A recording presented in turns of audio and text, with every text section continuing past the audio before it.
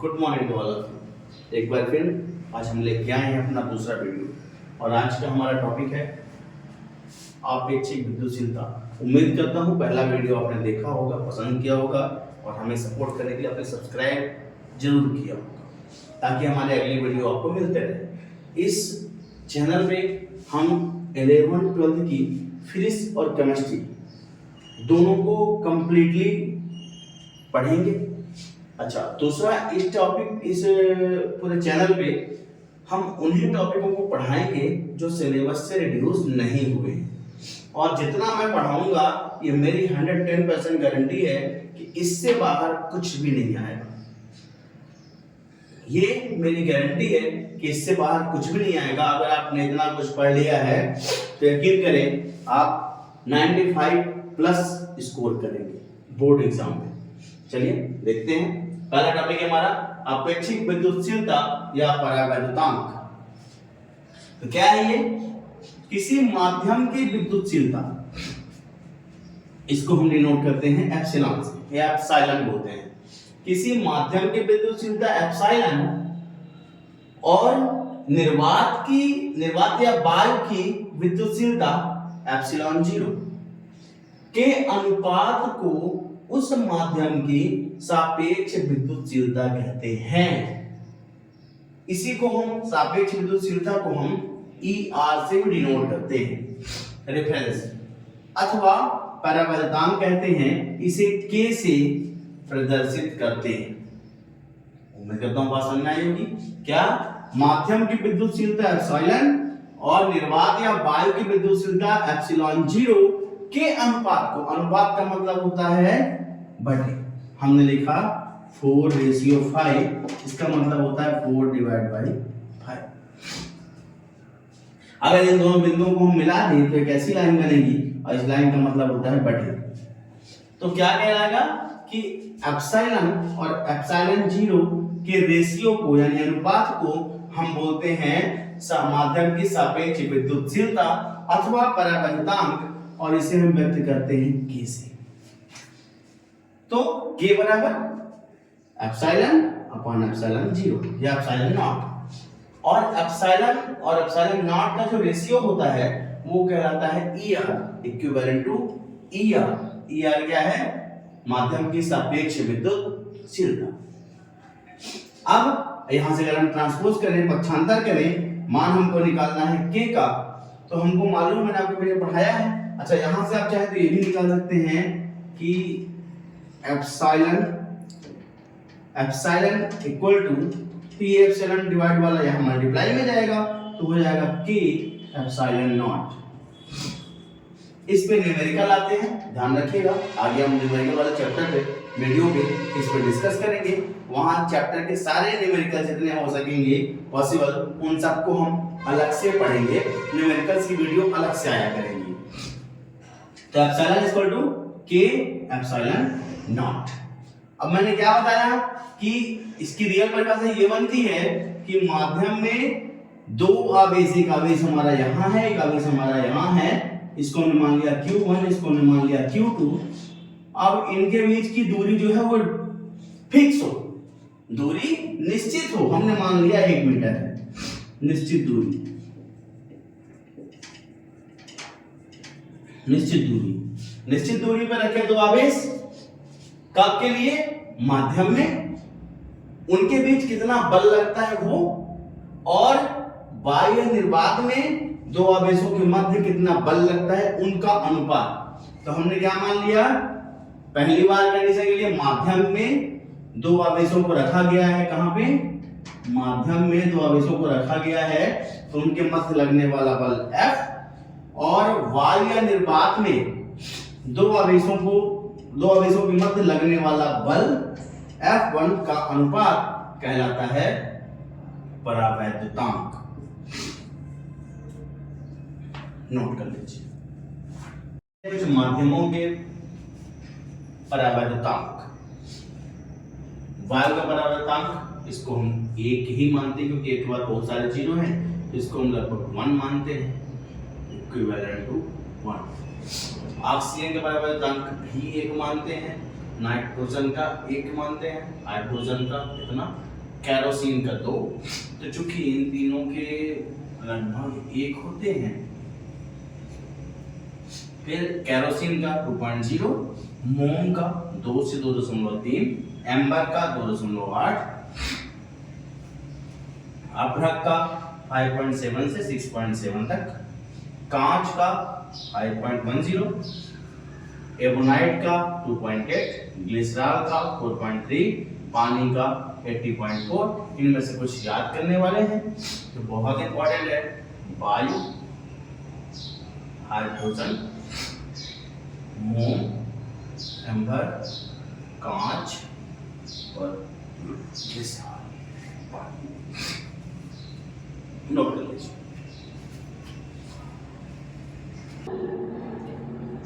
Okay, अगला topic है हमारा अध्यारोपण का सिद्धांत। अध्यारोपण का सिद्धांत क्या कहता है? अध्यारोपण के नाम से ही मालूम चल रहा है, एक के ऊपर दूसरे का आरोपित होना, यानी एक के ऊपर दूसरे का बल लगाना, वो कहलाता है अध्यारोपण का सिद्धांत। तो अध्यारोपण सिद्धांत के अनुसार कई बिंदु आवेशों द्वारा एक अकेले बिंदु आवेश पर, आपने कबड्डी देखी होगी, कबड्डी में कैसा होता है, एक प्लेयर जाता है दूसरे साइड पे और अपोजिट टीम के सारे प्लेयर्स एक साथ उस पर अटैक करते हैं।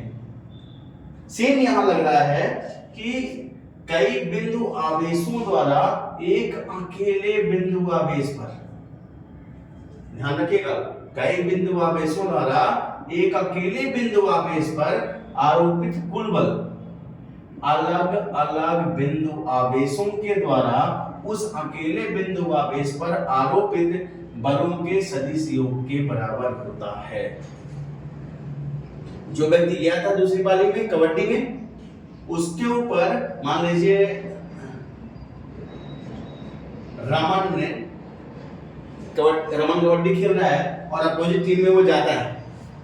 जब अपोजिट टीम में जाएगा तो अपोजिट टीम में कई प्लेयर हैं, मोहन हो गया, सुरेश हो गया, रहमान हो गया, है ना, अब्दुल हो गया, और इधर आपका क्या विनय हो गया, है ना। तो ये सारे उस पर अटैक करते हैं। तो इस अकेले पर कितना फोर्स लगेगा वो इसके द्वारा लगाया गया फोर्स F1, इसके द्वारा F2, इसके द्वारा F3, इसके द्वारा F4, इसके द्वारा F5। तो ये अकेला रमन अपने ऊपर कितना बल अनुभव करेगा, तो इन सभी बलों को जोड़ के करेगा। मान लीजिए इसने लगाया 2 न्यूटन का, इसने लगाया 3 न्यूटन का, इसने 5, इसने 7, इसने 9, तो टोटल कितने लगे, सबको जोड़ दिया, मान लिया कितने 18 न्यूटन का। यानी उसने कितने बल का अनुभव किया, 18 न्यूटन का, यानी इन सबके बलों का योग। वही है अध्यारोपण का कुल सिद्धांत। अध्यारोपण सिद्धांत क्या कहता है कि एक अकेले बिंदु आवेश पर अलग अलग बिंदु आवेशों द्वारा लगाए गए बलों का बीजगणितीय योग या सदिश योग, सदिश योग। फिर पढ़ लीजिए, अध्यारोपण के सिद्धांत के अनुसार कई बिंदु आवेशों द्वारा एक अकेले बिंदु आवेश पर आरोपित कुल बल अलग अलग बिंदु आवेशों के द्वारा उस अकेले बिंदु आवेश पर आरोपित बलों के सदिश योग के बराबर होता है। अब सपोज करते हैं, माना n, स्मॉल n आवेशों के एक निकाय में Q1, Q2, Q3, Q4 dot dot dot Qn, n का मतलब कुछ भी हो सकता है, 10, 50, 100, 1000, लाख, करोड़, कुछ भी हो सकते हैं। Qn बिंदु आवेश है, ये सारे बिंदु आवेश हैं। यदि बिंदु आवेश Q1 पर, इस पर इन अन्य बिंदु आवेशों Q1, Q2, Q3, Q4 या Qn द्वारा आरोपित बल क्रमशः F12, F13, F14, Fn, इसका मतलब समझा आपने। F12 का मतलब दूसरे के द्वारा पहले पर आरोपित बल, दूसरे आवेश द्वारा पहले आवेश पर आरोपित बल, तीसरे आवेश द्वारा पहले आवेश पर आरोपित बल, चौथे आवेश द्वारा पहले आवेश पर आरोपित बल। ऐसे ही इन सभी हो तो बिंदु Q1 पर लगने वाला कुल बल वेक्टर F1 यानी सदिश, वेक्टर यानी सदिश 11 में पढ़ा आपने। वेक्टर F1 बराबर vector F12, F13, F14 plus dot dot dot Fn, ये हमारा कहलाएगा अध्यारोपण का सिद्धांत कि इस F1 पर इन सभी बलों का जो टोटल होगा वही है हमारा अध्यारोपण का सिद्धांत। नोट कर लीजिए, अगर इस बीच कहीं कोई डाउट हो तो आप कमेंट कीजिए, हम सॉर्ट आउट करेंगे। नोट कीजिए। ओके, अगला टॉपिक है हमारा स्थिर वैद्युत बल और गुरुत्वाकर्षण बल में तुलना। तुलना का मतलब बेटा ये होता है कि इसमें हमें समानता भी पढ़नी पड़ती है और असमानता भी पढ़नी पड़ती है।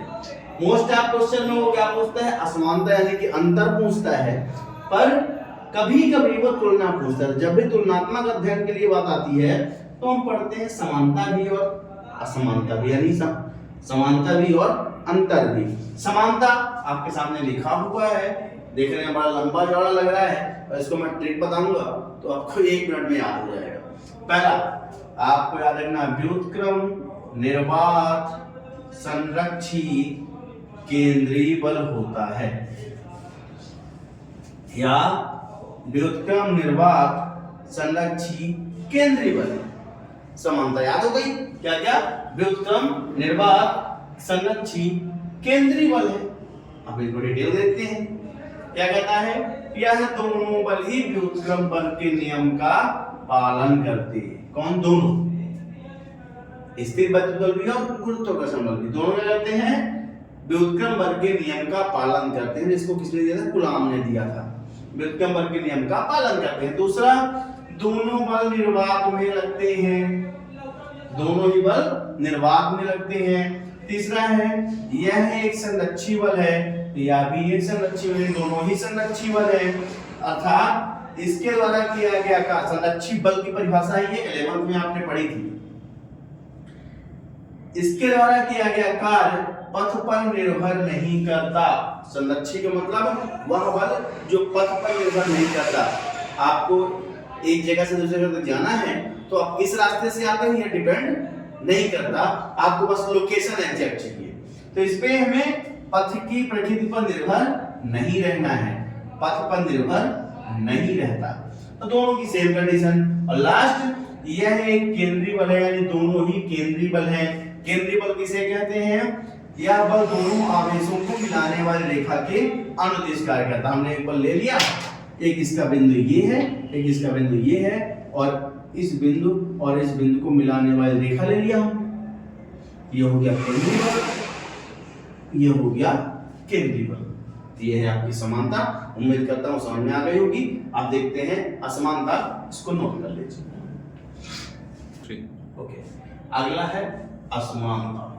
असमानता, क्योंकि समानता में ट्रिक पड़ेगी तो असमानता में ट्रिक पढ़ ले, नहीं तो ज्यादती होगी, है ना।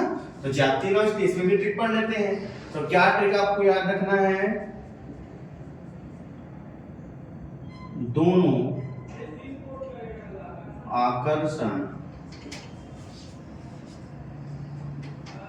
माध्यम पर नहीं, दोनों आकर्षण माध्यम पर नहीं,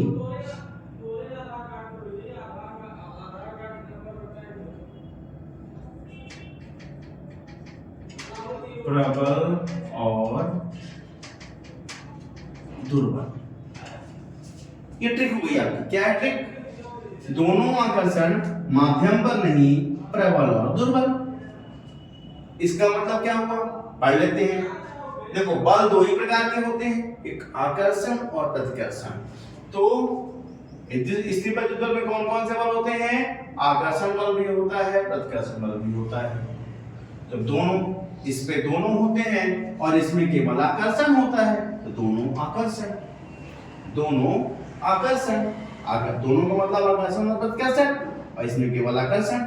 फिर माध्यम पर नहीं, यानी माध्यम पर ये निर्भर करता है, तो क्या कहता है, इस बल का मान आवेशों के बीच के माध्यम पर निर्भर करता है, यानी माध्यम पर, और ये माध्यम पर निर्भर नहीं करता। क्या हो गया, दोनों आकर्षण, आकर्षण और प्रतिकर्षण दोनों इसमें केवल आकर्षण।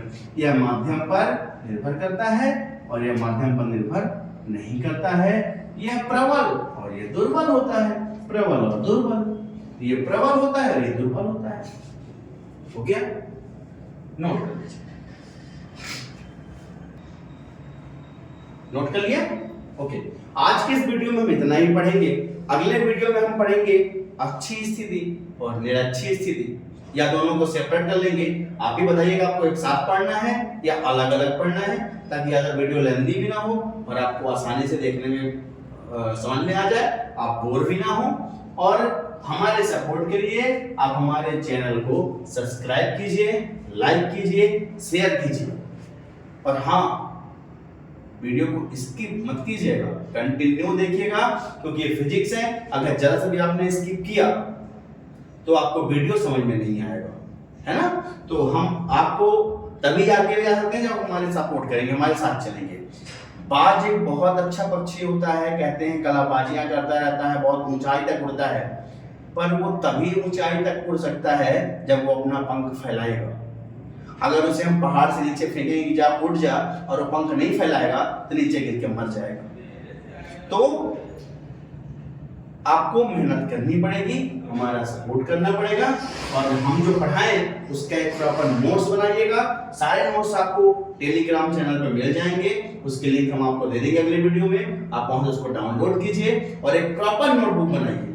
और जहां पे भी आपको डाउट हो, आप वीडियो के एंड में कमेंट सेक्शन पे जाइए, कमेंट कीजिए, हम उसको सॉर्ट आउट करेंगे। Till then, good bye, all the best.